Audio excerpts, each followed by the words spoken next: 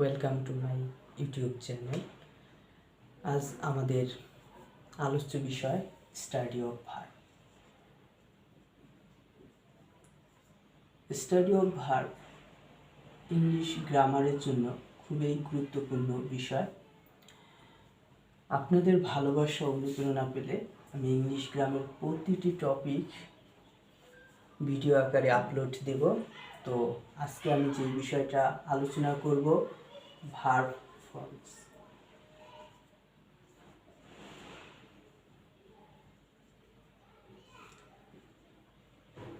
English গ্রামারে সাধারণত 5 ধরনের verb form আছে।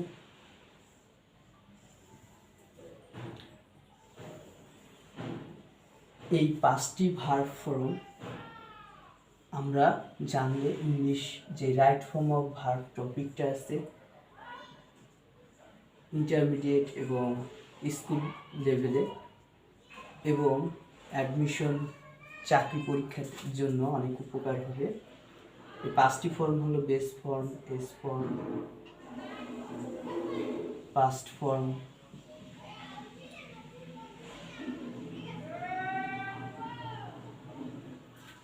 পাস্ট আইএনজি ফর্ম,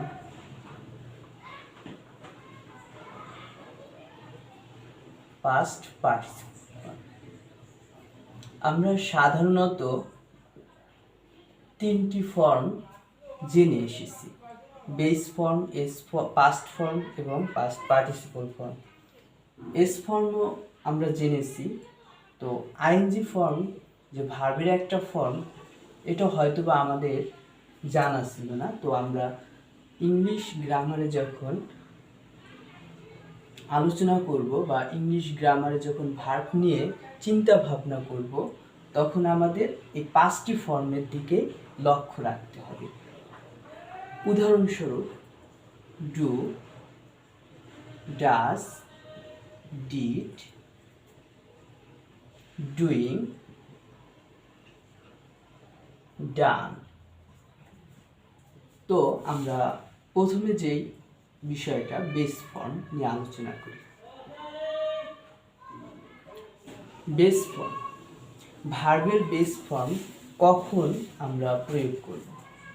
তো প্রথমে আমরা present indefinite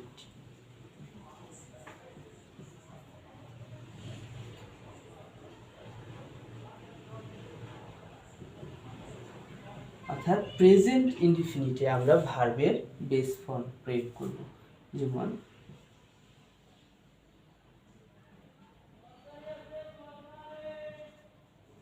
they do the work. Infinitive,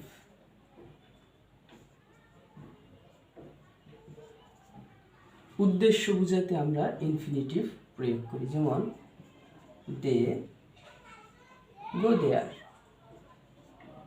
to meet with my brother।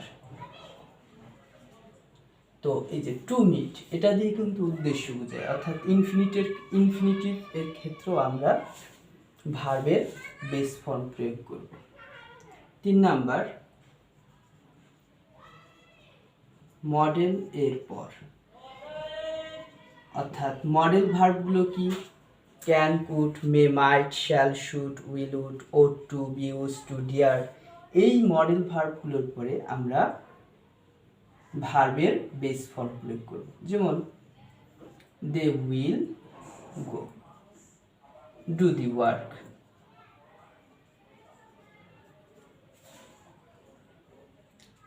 চতুর্থ নাম্বার, ইম্পারেটিভ।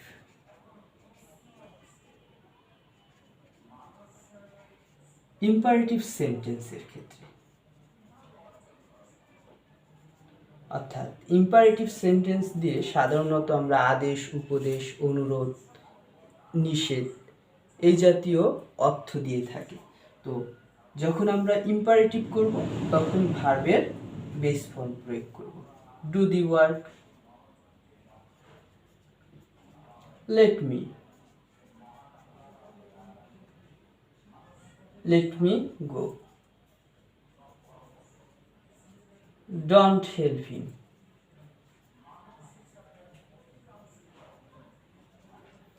এই আমার বেস ফর্ম অর্থাৎ চারটা প্রেজেন্ট ইনডিফিনিট,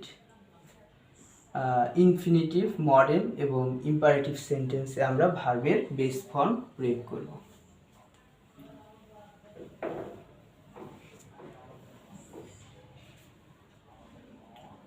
পরবর্তীতে আছে এস ফর্ম। এস ফর্ম শুধু প্রেজেন্ট ইনডিফিনিটে আসবে।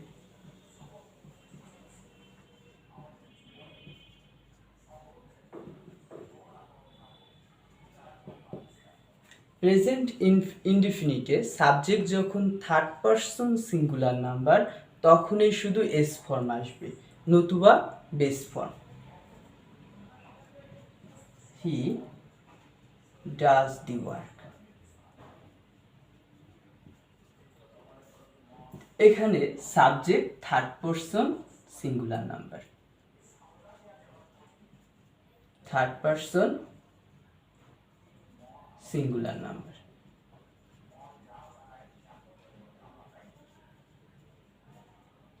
তো বেস ফর্ম এবং এস ফর্ম প্রেজেন্ট ইনডিফিনিটে যখন আসবে, যখন থার্ড পারসন সিঙ্গুলার নাম্বার হবে তখন এস ফর্ম হবে, অন্য সকল ক্ষেত্রে আমার বেস ফর্ম হবে, অন্য সকল ক্ষেত্রে বেস ফর্ম হবে।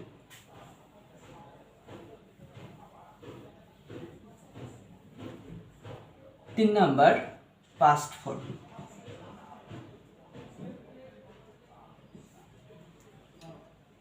অর্থাৎ পাস্ট ইনডিফিনিট।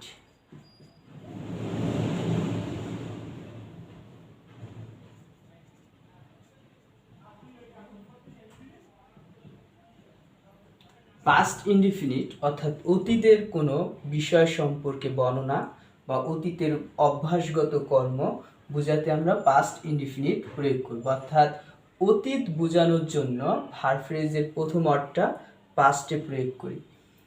তো আই ডিড দি ওয়ার্ক, অতীত অর্থ দেওয়ার জন্য আমরা ভার্বের পাস্ট ফর্ম প্রয়োগ করব।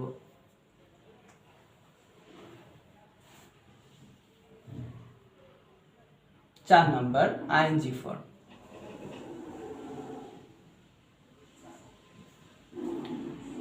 আইএনজি ফর্ম আমরা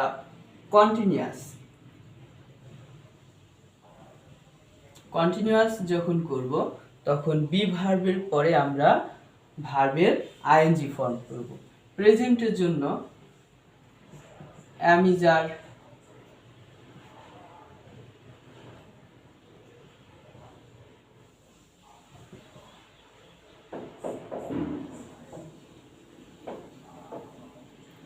প্রেজেন্টের জন্য am is are ভার্ব এর আইএনজি ফর্ম। পাস্টের জন্য was were,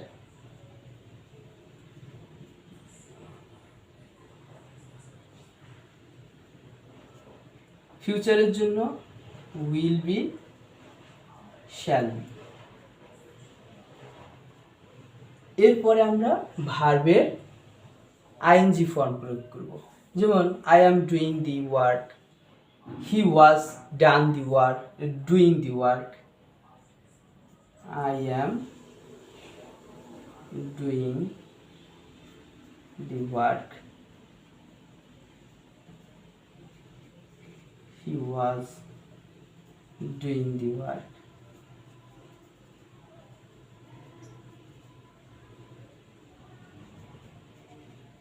They will be doing the work.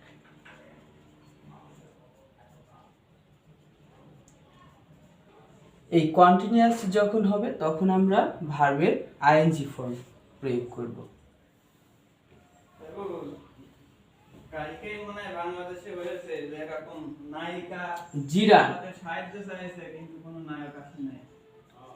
জিরান এর ক্ষেত্রেও আমরা ভার্বের আইএনজি ফর্ম প্রয়োগ করব। জিরান সাধারণত ভার্ব ফর্মকে আমরা যখন নাউন হিসেবে নিয়ে আসি, অর্থাৎ ভার্ব সম্পর্কে যখন আমরা বলবো তখন ওই ভার্বটাকে নাউন হিসেবে প্রয়োগ করতে হয়, আর তখন আমরা জিরান নিয়ে আসি। যেমন টিচিং,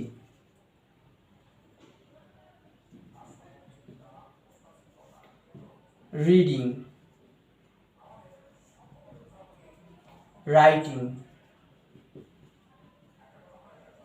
অর্থাৎ যখন ভার্বকে নাউনের স্থানে বসাবো তখন আমরা তাকে জিরান হিসেবে নিয়ে আসব। প্রেজেন্ট পার্টিসিপল হিসেবেও আমরা আইএনজি ফর্ম নিয়ে আসব।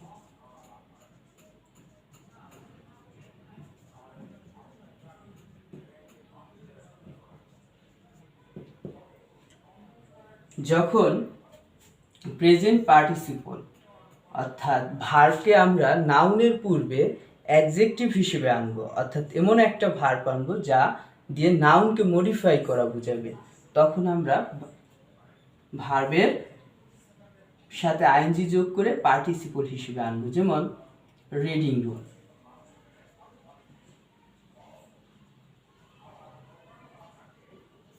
রিডিং। রিড ভার্বটাকে যখন আমরা রুম নাউনের পূর্বে বসিয়ে রুমকে মডিফাই করলাম, তখন আমরা রিড এর আইএনজি ফর্ম প্রয়োগ করতে হবে।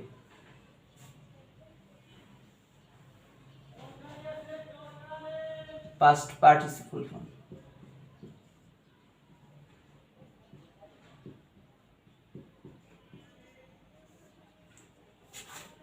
পাস্ট পার্টিসিপল ফর্ম হ্যাভ ভার্বের পরে হ্যাভ, হ্যাজ, হ্যাড,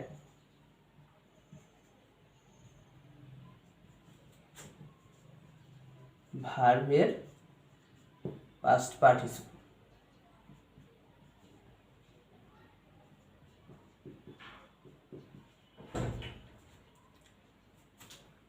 যেমন হ্যাভ ডান।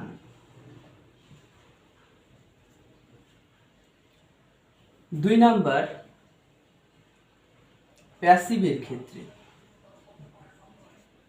প্যাসিভের ক্ষেত্রে ভার্বের পাস্ট পার্টিসিপল হবে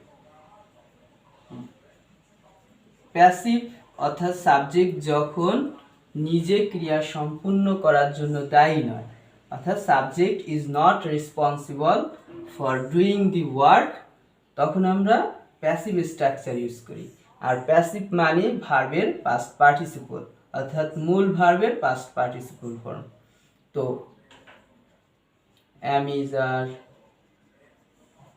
was, were,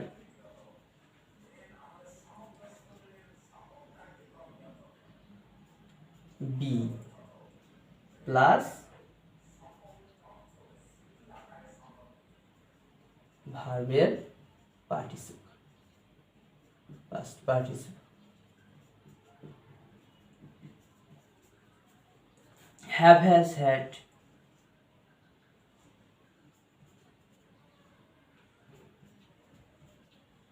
plus been plus ভার্বের পাস্ট পার্টিসিপল।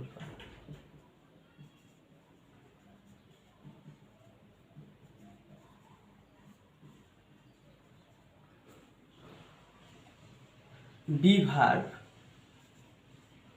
বি ভার্ব মানে বি ভার্ব দিয়ে আমি am, is, are, was, were, shall be, will be এই জাতীয় ভার্বকে বোঝানো হয়।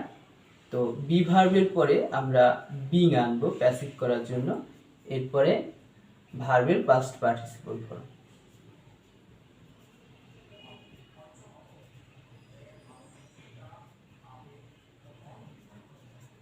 তো আমরা যখন প্যাসিভের ক্ষেত্রে আমরা ভার্বের পাস্ট পার্টিসিপল করব, অর্থাৎ am, is, are, was, were, be এরপরে past participle, have, has, had এর পরে অতিরিক্ত বিন থাকবে, অর্থাৎ বিনের পরে ভার্বের পাস্ট পার্টিসিপল, এবং be verb am, is, are, was, were এর পরে বিং থাকবে, বিং এর পরে ভার্বের পাস্ট পার্টিসিপল ফর্ম।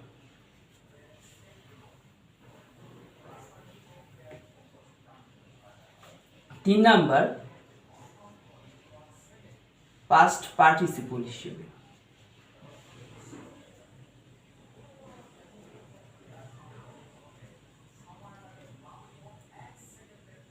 যখন আমার ভার্ব নিজে কোনো নাউন এর অ্যাডজেক্টিভ হিসেবে আসবে, অর্থাৎ নাউনের দোষ গুণ অবস্থা বা নাউনকে মডিফাই করবে, তখন আমরা ভার্বের পার্টিসিপল এবং ভার্বের প্রেজেন্ট পার্টিসিপল পাস্ট পার্টিসিপল দিয়ে আলোচনা করছি, প্রয়োগ করব।